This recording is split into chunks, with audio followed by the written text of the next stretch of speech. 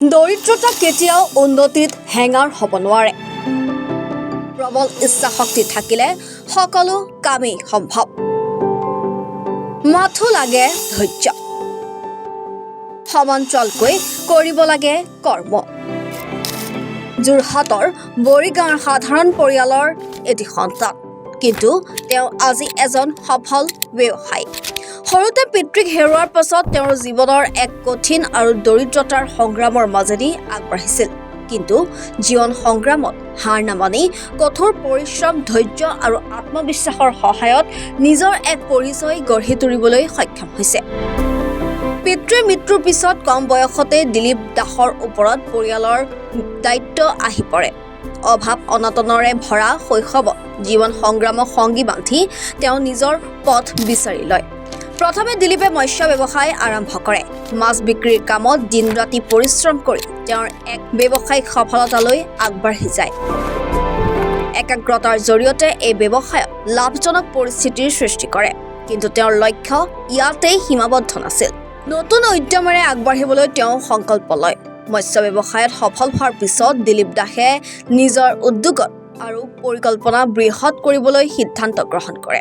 যোৰহাটৰ কেন্দুগুৰিত জ্যোতি footwear and kidswear নামৰ দুখন বিপণী খোলে। এটা বছৰৰ ভিতৰত এই বিপণীৰ যথেষ্ট জনপ্ৰিয়তা লাভ কৰে, য'ত প্ৰতিদিনে গ্ৰাহকৰ ভিৰ পৰিলক্ষিত হয়।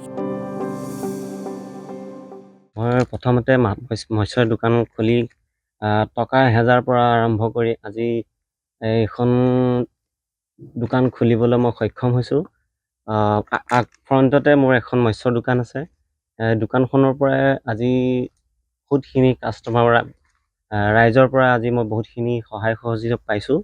আৰু ভৱিষ্যত ৰাইজক এটাই প্ৰাৰ্থনা কৰিছোঁ যে আপোনালোক আহক আমাৰ দোকানখন অকণমান আৰু অলপ আগবঢ়াবলৈ চেষ্টা কৰক। আপোনালোক লগত থাকিলেহে তেতিয়া আমি আগবাঢ়িবলৈ পাৰিম। কাম কৰালৈকে মানে য'ত ত'ত যি কৰিছিলোঁ, যি পাওঁ তাকে কৰা আছিলোঁ। শেষত গৈ মই মৎস্যৰ দোকানখন আৰম্ভ কৰিলোঁ। আৰু ইয়াত সকলো বস্তুৱেই পোৱা যাব।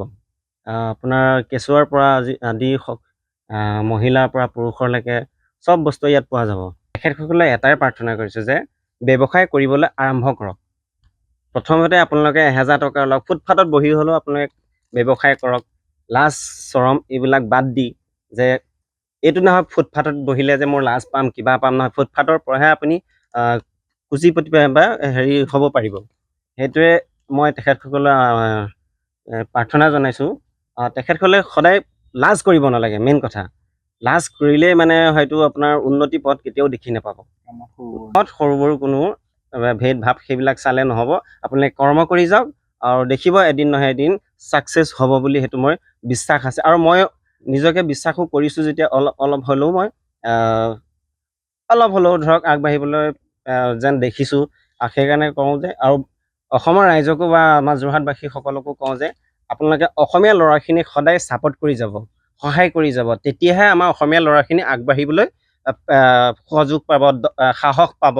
কাৰণ অসমীয়াখিনিয়ে যদি সাহস নিদিয়ে আমি কাৰ পৰা ল'ম? তেওঁৰ লগত আগবঢ়াই যাওঁ, যিটো হেৰিয়ত যিকোনো কামৰ ক্ষেত্ৰতে নিয়া তেনেকৈ মই আগবঢ়াই লৈ যাওঁ তেওঁৰ লগত।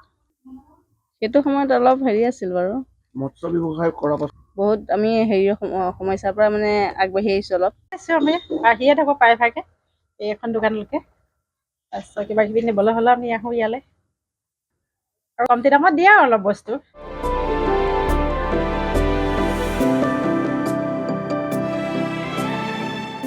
যোৰহাটৰ পৰা কংকনজ্যোতি শৰ্মাৰ ৰিপৰ্ট, এনি ভাৰত 24।